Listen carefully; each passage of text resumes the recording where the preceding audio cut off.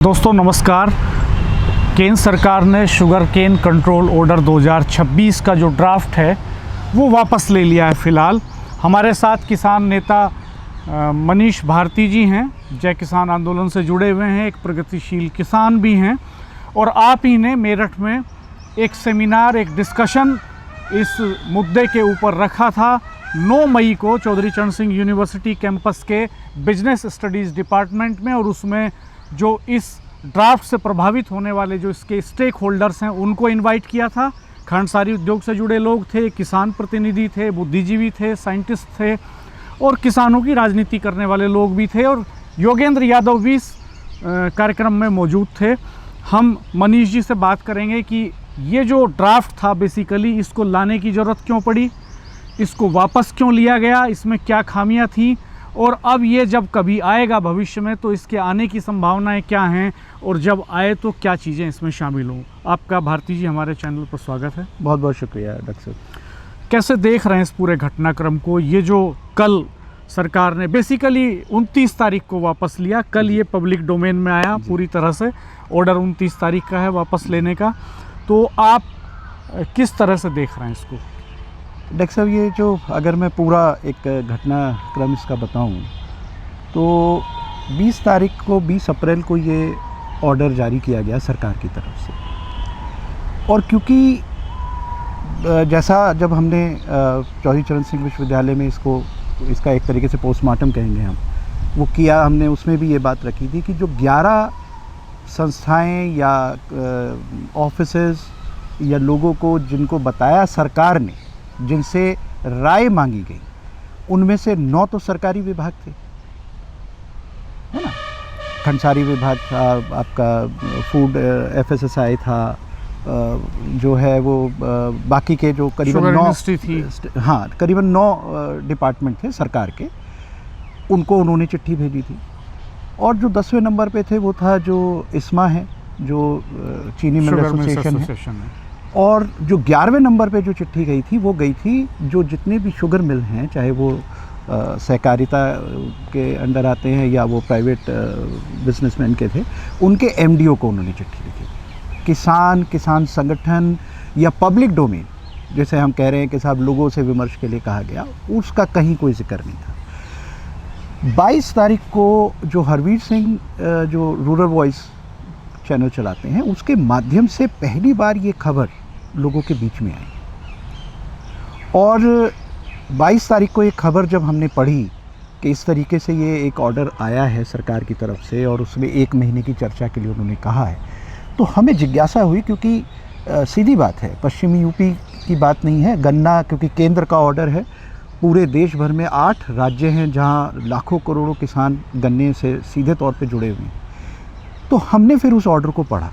जब हमने उस ऑर्डर को पढ़ा, एक चांस की बात है कि 22 तारीख को ये खबर आई और 23 और 24 तारीख को हमारा जय किसान आंदोलन, जो हमारा संगठन है जिसके योगेंद्र यादव भी संस्थापक हैं, हमारा एक राष्ट्रीय अधिवेशन मुजफ्फरनगर में था।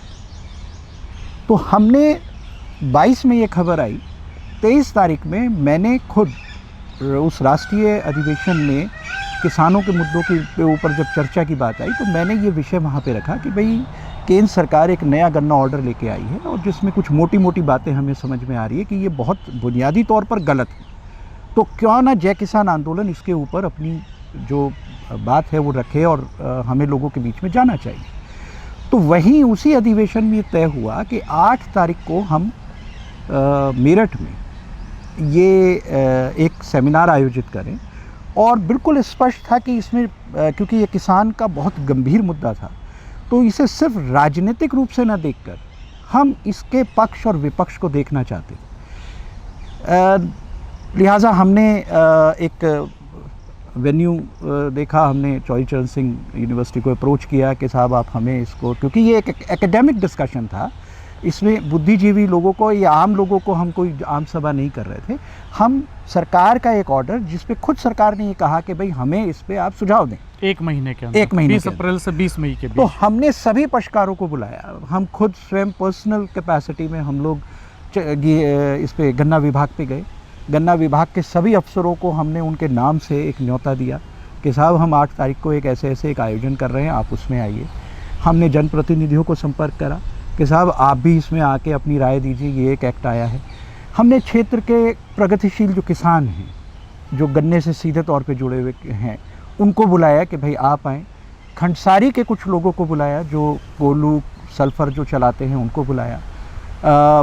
बाकी कुछ जैसे हरवीर सिंह जी हैं, उनको भी हमने आग्रह किया कि भाई आप इस कार्यक्रम में आइए, आप भी अपनी राय रखिए। योगेंद्र यादव जी वहाँ पर थे, मैं वहाँ पे मौजूद था। इसके अलावा एक गन्ना पश्चिम यूपी की जब हम राजनीति की बात करेंगे तो एक व्यक्ति अकेला काफ़ी लंबे तौर से संघर्ष कर रहे हैं, वो प्रीतम सिंह जी हैं सहारनपुर के, 90 साल के आसपास की उनकी आयु है, लेकिन आज भी वो गन्ने के इशू पे वो लगातार निरंतर लड़ाई लड़ी है। उनको हमने अप्रोच किया कि सब आप भी आके अपनी राय इस पे दीजिए। तो हमने बात तो 23 तारीख को शुरू कर दी थी। 22 को जिस दिन खबर लीक हुई है, 23 को हमने इसके ऊपर काम शुरू किया और 8 मई को हमने एक आयोजन किया। उस आयोजन में हमने विस्तार से बिंदुवार तरीके से एक एक बिंदु को हमने एक्सप्लोर किया। वो बताइए। हाँ जी, किन बिंदुओं पर आपकी असहमति थी? हमने आपत्ति किन बिंदुओं पर 14 बिंदु थे उस पूरे के पूरे गन्ना एक्ट में, गन्ना ऑर्डर में, जिस पे हमारी गंभीर आपत्ति थी। और शुरुआत में हमने जो कहा, पहली आपत्ति तो यही थी कि आप किसान जो सबसे बड़ा स्टेक होल्डर है, गन्ना क्या बगैर किसान के आप सोच सकते हैं? नहीं सोच सकते। लेकिन आपने किसान से ही बात नहीं की, ना एसकेएम्स को आपने कहा, ना पॉलिटिकल पार्टियों के जो किसानों के अपने संगठन हैं, खुद भाजपा का किसान संघ है, कांग्रेस का जो है वो किसान कांग्रेस है, सभी राजनीतिक दलों ने किसान के प्रकोष्ठ बनाए हुए हैं, किसी को आपने न्योता नहीं दिया। एसकेएम को आपने चिट्ठी नहीं भेजी, आपने पब्लिक नोटिफिकेशन नहीं किया कि भाई आप आम लोगों से राय शुमारी होती कि भैया आप डीएम को, कलेक्टर को ज्ञापन देके बताइए कि इस एक्ट में क्या है। यहाँ तक कि एक्ट में वो ऑर्डर मिल ही नहीं रहा था, ऑर्डर की कॉपी तक लोगों को ढूंढने में, मिलने में बड़ी मुश्किलात आई। और तो पहला हमारा सबसे बड़ी आपत्ति तो यही है कि किसान से संबंधित नीति है। आप इस्मा को बुला रहे हैं, या तो आप सिर्फ सरकार को बुलाते, आप सरकारी संगठनों को, आपने अपने सरकारी महकमों को चिट्ठी देते, लेकिन अगर आप इस्मा को बुला रहे हैं, अगर आप मिल मालिकों के एमडीओ को बुला रहे हैं इस पे अपनी राय रखने के लिए, तो जो सबसे बड़ा, इनसे भी बड़ा स्टेक होल्डर है इस देश का गन्ना किसान, आपने उसको कैसे इग्नोर करा? इस पे हमारी सबसे बड़ी आपत्ति थी। दूसरा हमारी जो बड़ी आपत्ति थी वो थी इसमें जो एथेनॉल को इन्होंने मेन प्रोडक्ट बनाया। एथेनॉल को आपने मेन प्रोडक्ट बना के कह दिया कि साहब 600 litre ethanol is equal to 1 ton चीनी। ये क्या फार्मूला है? इसका आधार क्या है? किस बेसिस पे आपने इस आंकड़े को बनाया? क्योंकि अब से पहले भी गन्ने के बहुत सारे बाय प्रोडक्ट बनते हैं, लेकिन जो बकास है या आपका जो बाकी चीज़ें हैं, आपका मड है और चीज़ें हैं, उनको सबको आपने बाय प्रोडक्ट की श्रेणी में रखा, लेकिन एथेनॉल को आपने कहा कि साहब ये मेन प्रोडक्ट है। तो जब आपने एथेनॉल को मेन प्रोडक्ट चीनी की तरह बना दिया, तो उसमें किसान की हिस्सेदारी कहाँ है? क्या आपने कोई फार्मूला बताया कि किसान को उसका कैसे फ़ायदा मिलेगा? आपने सीधा एक लाइन में बात ख़त्म करके रख दी कि साहब 600 litre ethanol is equal to 1 ton चीनी। किसान की हिस्सेदारी कहाँ है? चीनी के उत्पादन करने में जो लाभ है वो मिल मालिकों को कम होता है, एथेनॉल को बनाने में उसका लाभ ज़्यादा है। जब मिल मालिकों को आपने उसको एथेनॉल को मेन प्रोडक्ट में कन्वर्ट कर दिया, तो किसान की हिस्सेदारी के बारे में ये तो अच्छा है ना किसान के लिए कि अगर एथेनॉल की मिक्सिंग पेट्रोल में हो रही है तो उसकी डिमांड बढ़ रही है। डिमांड सीधा सा फंडा इकोनॉमी का, डिमांड बढ़ेगी तो जाहिर सी बात है कि प्राइस बढ़ेगा, तो किसान को भी तो एक अच्छा भाव मिलेगा। देखिए, ये तो लड़ाई मेरे खुद दादा ने बहुत लंबे समय से लड़ी, आप जानते हैं। 1970 में उन्होंने किताब लिखी थी गन्ना चीनी समस्या और समाधान, और 1970 से वो कहते थे कि साहब एथेनॉल बनना चाहिए और एथेनॉल से हम बहुत विदेशी मुद्रा भी बचाएंगे और किसान को उसमें फ़ायदा मिलेगा। हमारी आपत्ति ना तो एथेनॉल पर है, ना एथेनॉल के उपयोग पर है, ना फैक्ट्रियों को उसे मुक्त उत्पाद बनाने पर है। हमारी आपत्ति है कि उसमें हमारी हिस्सेदारी कहाँ है। सवाल ये है कि अगर उससे मुनाफा होता है तो वो किसान को मुनाफा आना चाहिए। 1%, 2%, 10% वो सरकार तय करे, उस पर हम सरकार पे अपनी आपत्ति और वो दर्ज करें, लेकिन सरकार की मंशा तो दिखे कि भाई अगर इसमें 2 पैसे हमें फालतू मिल रहे हैं तो वो 2 पैसों में से 1 पैसे का हिस्सा कम से कम किसान को तो मिले। उसके बारे में नया ऑर्डर बिल्कुल चुप था, कोई किसी तरह की बात उसमें नहीं कही गई। तीसरी जो बड़ी आपत्ति हमने इसमें थी वो उसका ही सबसे व्यापक असर आने वाला था। और वो ये था कि मिल मालिकों के दबाव में, देखिए प्रैक्टिकल बात समझते हैं रविंद्र भाई, ये जो सीज़न गया है अभी हाल ही में गन्ने का, इस सीज़न में पश्चिमी उत्तर प्रदेश में मिलों के पास गन्ने का संकट था। और ये संकट था क्योंकि ये सरकार द्वारा एक बनाया हुआ संकट है। 2012 के बाद से अब तक कोई नई प्रजाति किसान को नहीं दी गई। नई प्रजाति किसानों के पास आई नहीं है। जो पुरानी प्रजातियां हैं वो अब धीरे धीरे डिजीज़ प्रोन हो रही हैं, किसान की लागत बढ़ रही है और उसका उत्पादन गिर रहा है। जो एक दो वैरायटी आई भी हैं वो उस वैरायटी के आसपास नहीं है जिससे किसान की तकदीर बदली थी। हम सब जानते हैं जो 38 है उसने किस तरीके से पूरा गन्ना किसान का जो आर्थिक जो एक उसके अंदर जो एक परेशानी थी उसको किस तरीके से आराम दिया था। लगभग डबल प्रोडक्शन हो गया था, चीनी मिलों को भी बहुत अच्छी रिकवरी मिली थी। ये सब कुछ हुआ था क्योंकि एक अच्छी प्रजाति एक अनुसंधान केंद्र से आई और किसानों ने उसे अपनाया। तो ये सरकार की विफलता थी जिसकी परेशानी मिल मालिकों को हुई क्योंकि उन्हें गन्ना मिलने में दिक्कत हुई और उसका खामियाजा किसानों से लिया जा रहा था इस नए ऑर्डर के थ्रू कि ऐसा कर दो परिस्थिति कि चाहे कुछ भी हो जाए मिलों को परेशानी गन्ने की ना आए। तो जो खंडसारी को लेकर जो प्रावधान किए गए इसमें वो बेहद खतरनाक प्रावधान थे। और पूरे इस ऑर्डर को अगर आप देखोगे तो ऐसा लगेगा कि 100% जो उद्योगपति हैं, जो मिल मालिक हैं, उनके हितों को देख के ये नया ऑर्डर बनाया गया। किसान कहीं था ही नहीं उसके अंदर। आपने खंडसारी पे गैर ज़रूरी लाइसेंसिंग शुरू कर दी, प्रावधान बना दिया। आपने खंडसारी को कोल्हुओं को ये कहा कि आप FRP से ऊपर का रेट नहीं दे सकते। बड़ी अजीबोगरीब परिस्थिति। आप समझिए कि आज की तारीख में जब संकट आता है या चीनी के गुड़ के भाव अच्छे होते हैं तो जो कोल्हू है, मिल तो फिक्स हो गया SAP और FRP पे, लेकिन जो कोल्हू खंडसारी है वही तो किसान को प्रीमियम देता है। वही तो किसान को कहता है भाई 400 रुपये में मिल में जा रहा है, मैं 450 दे रहा हूँ, 450 दे रहा हूँ, 500 रुपये तक लोगों ने खरीदा। तो वो जो प्रीमियम है उसके ऊपर आपने रोक लगा दी कि आप नहीं दे सकते कानूनी तौर पर। साथ ही साथ आपने ये भी रोक लगा दी कि FRP से नीचे नहीं खरीद सकते। यानी कि जो कुटीर उद्योग है, जो खंडसारी उद्योग है, आपने उसके गले को चोक कर दिया कि ना आप सांस ले सकते हो ना सांस छोड़ सकते हो।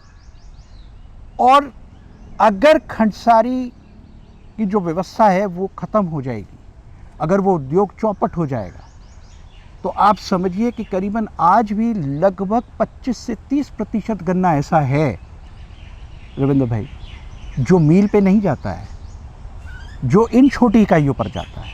और ये छोटी इकाई बंद हो गई।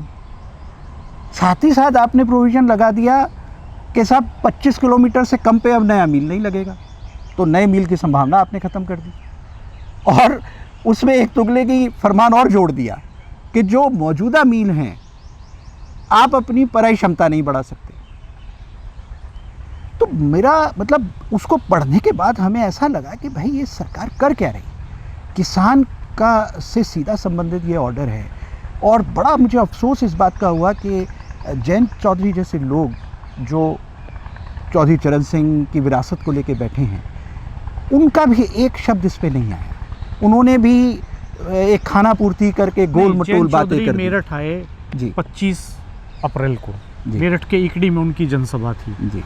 उन्होंने वहाँ अपने भाषण में इसका जिक्र किया और उन्होंने ये भी कहा कि एक रिफॉर्म के तौर पर गन्ना ऑर्डर लेकर के आई है सरकार। जी। और फिर उन्होंने ये भी कहा कि आप सब बुद्धिजीवी हैं, वैज्ञानिक हैं, पॉलिसी को समझने वाले लोग हैं, किसान के बेटे भी हैं, मेहनतकश भी हैं, तो आप लोगों की ये जिम्मेदारी बनती है कि आप उसको स्टडी करें और स्टडी करके जो उसमें संशोधन करने लायक कोई चीज़ें हैं।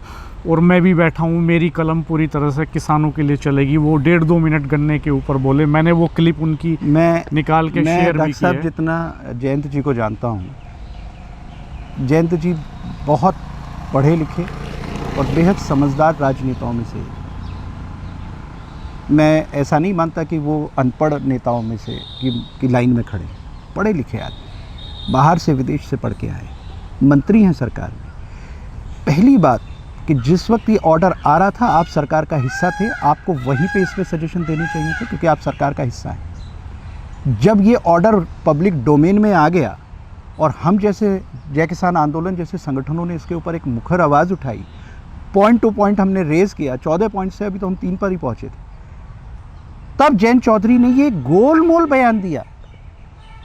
ये स्पेसिफिक बयान नहीं है, लेकिन ये बयान वो एक ये पब्लिक देखिए मीटिंग में दे रहे थे। ये एक ऐसा बयान है कि अगर ये सरकार, अगर इसके ऊपर एक चर्चा हो कि ये स्थिति ना होती कि सरकार फंसने वाली है, तो ये ऑर्डर वापस भी नहीं होता, क्योंकि जयंत चौधरी ने तो कह दिया ये रिफॉर्म है।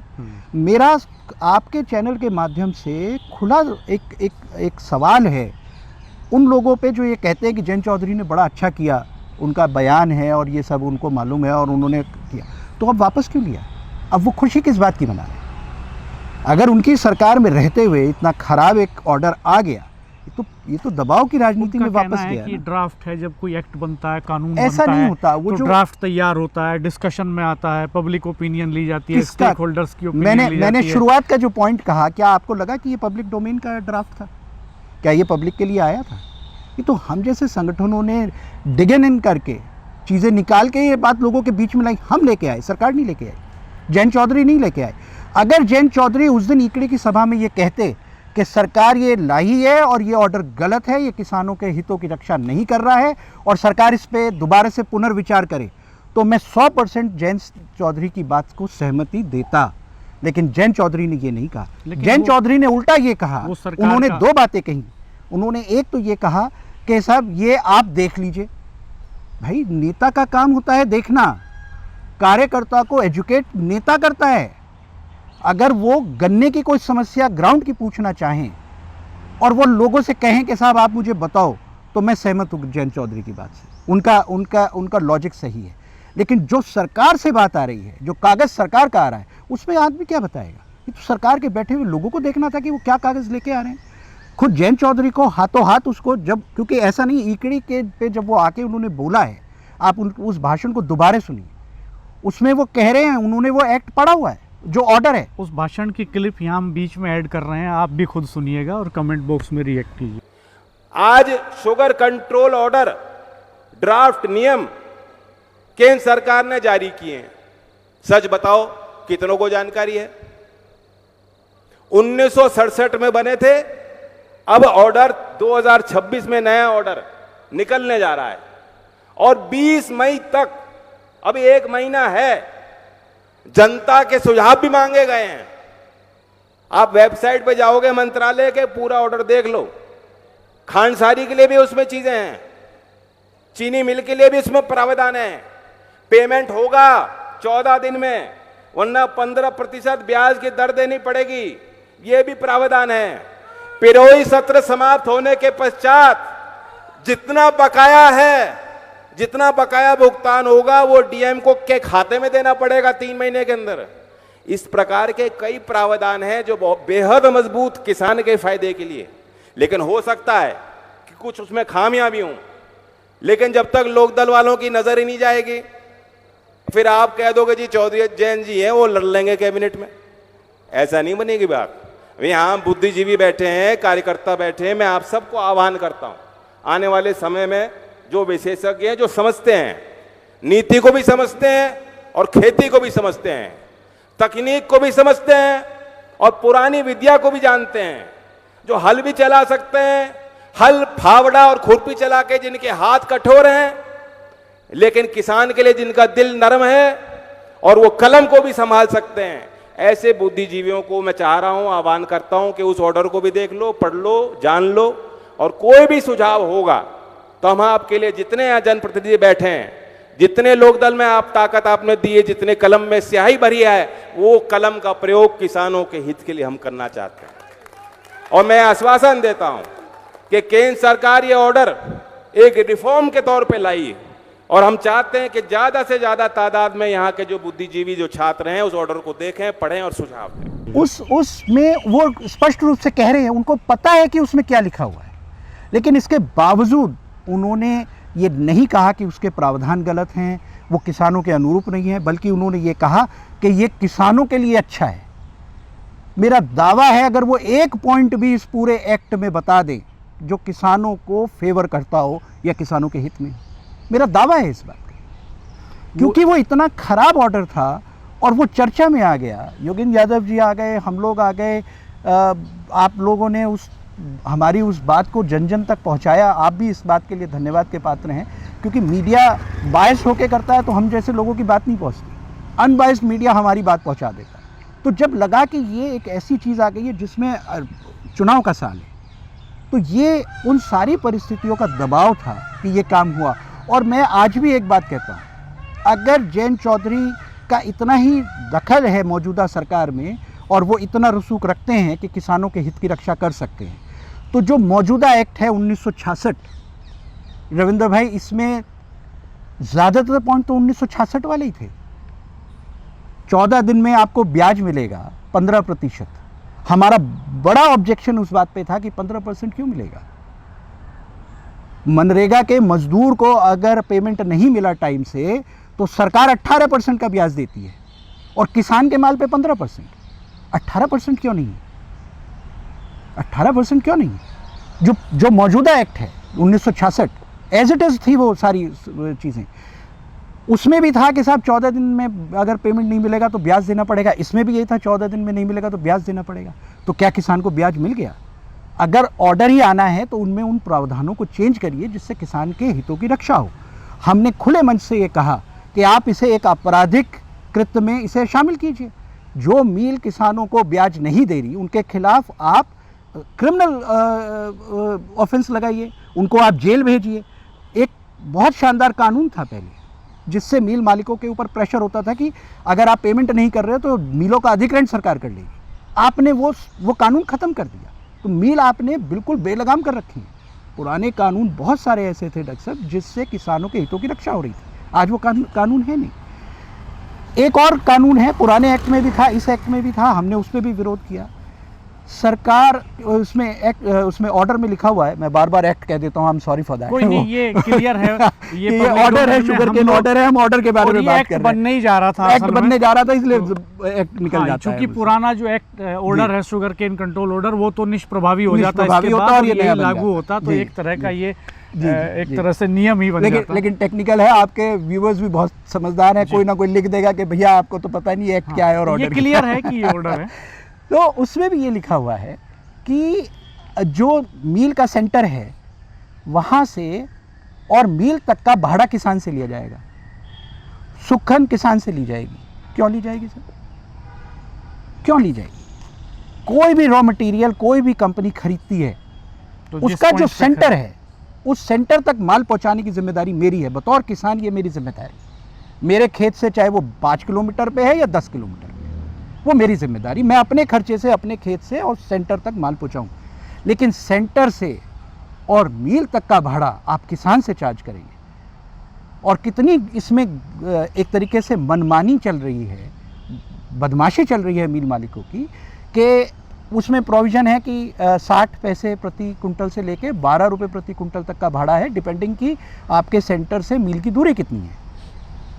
ये जितने किसान भाई यहाँ देख रहे हैं, चाहे वो लोकदल के हैं, बीजेपी के हैं, सपा के हैं, क्योंकि किसान तो किसान है ना, पार्टी से तो उसका तय नहीं होगा कि उसका भाड़ा कितना कटेगा, वो पर्ची पे देख लें।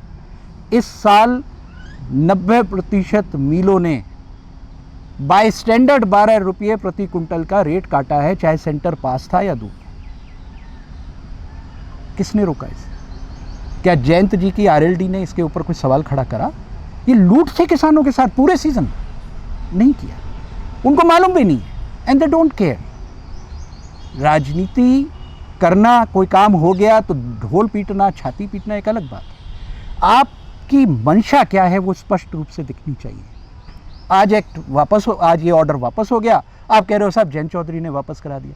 हमारा तो बुनियादी सवाल है कि जब ये आ रहा था तब जयंत चौधरी का क्या वर्जन था? आपको लगता है कि जो 45 लाख किसान परिवार हैं बेसिकली जी, जिनके बॉन्ड हैं जी, गन्ना विभाग के साथ, जी, गन्ना खरीद बेचने के लिए, जी, तो ये जो 45 लाख परिवार हैं ये बेसिकली, जी, तो ये जो इतना बड़ा नंबर है वोटों का, इसके दबाव में ये डिसीजन लिया सरकार ने, ये प्रभावित मुझे हो लगता जाता है मल्टीपल रीजंस हैं, मल्टीपल रीजंस। एक सबसे बड़ा रीज़न ये है कि यूपी में चुनाव आ रहा है। पश्चिमी यूपी में जयंत को ये जिम्मेदारी दी गई है पश्चिमी यूपी की जिम्मेदारी जयंत चौधरी पर से के ऊपर दी गई है भाजपा की तरफ से, इसलिए कोई ऐसे परिस्थिति का निर्माण वो नहीं करना चाहते। और क्योंकि पश्चिमी यूपी हार्डकोर गन्ना बेल्ट है कि जिससे विपक्ष को कोई ऐसी परिस्थिति मिले जिसमें सरकार को घेरा जा सके। तो ये आप नंबर एक। नंबर दो जो उससे भी बड़ा कारण है वो ये है कि जो मौजूदा अंतर्राष्ट्रीय परिस्थितियां चल रही हैं, वो परिस्थिति में भारत आर्थिक रूप से टूट रहा है और बिखर रहा है। धीरे धीरे वो जो पहले दरार थी वो अब बड़ी होती जा रही हैं और अब धीरे धीरे पाए ढलक रहे हैं, टूट रहे हैं। रुपया रोज़ टूट रहा है, आपका इंडेक्स सारे नीचे जा रहे हैं, महंगाई आपके कंट्रोल से बाहर हो रही है, ऊर्जा का संकट देश के अंदर है और ये परिस्थिति हर आने वाले दिन के साथ बढ़ेगी। तो ऐसे में बच्चों का अनरेस्ट आपके सामने चल ही रहा है। नीट और सीबीएसई में क्या हुआ ये हम सब देख रहे हैं। कॉकरोच जनता पार्टी जैसे इंटरनेट पे एक अभिव्यक्ति चल रही है।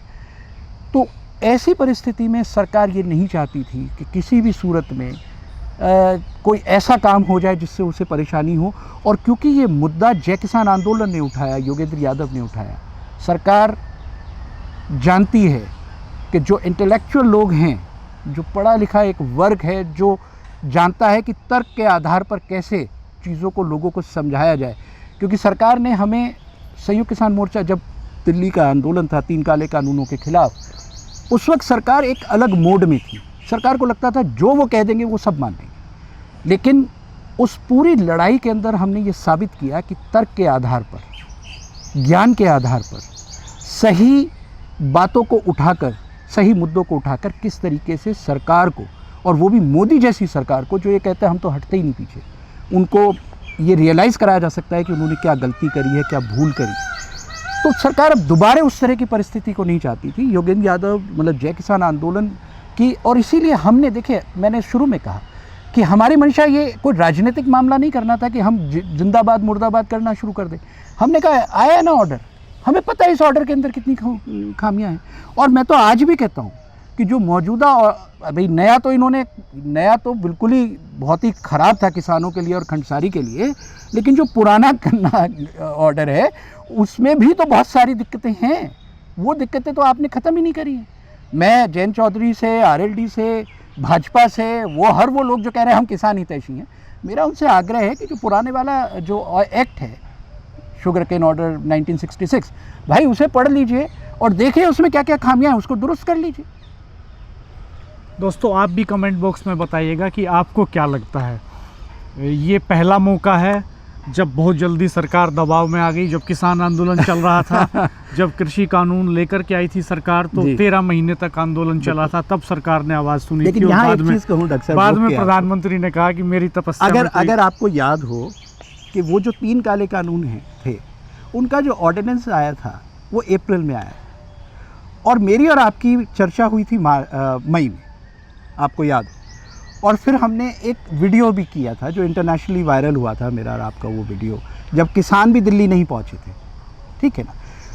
तो कोई भी जब चीज़ बनती है, जब कहीं कोई चीज़ गलत होती है, तो आवाज़ देर से उठे या जल्दी से, आवाज़ तो उठती है। और जब आज की तारीख में, क्योंकि सोशल मीडिया का दौर है और मीडिया में चीज़ें बहुत तेज़ी से बढ़ती हैं, बड़ी तेज़ी से सरकार के पास भी पहुंचती हैं, विपक्ष के पास भी पहुंचती हैं और आम लोगों के पास भी पहुंचती हैं।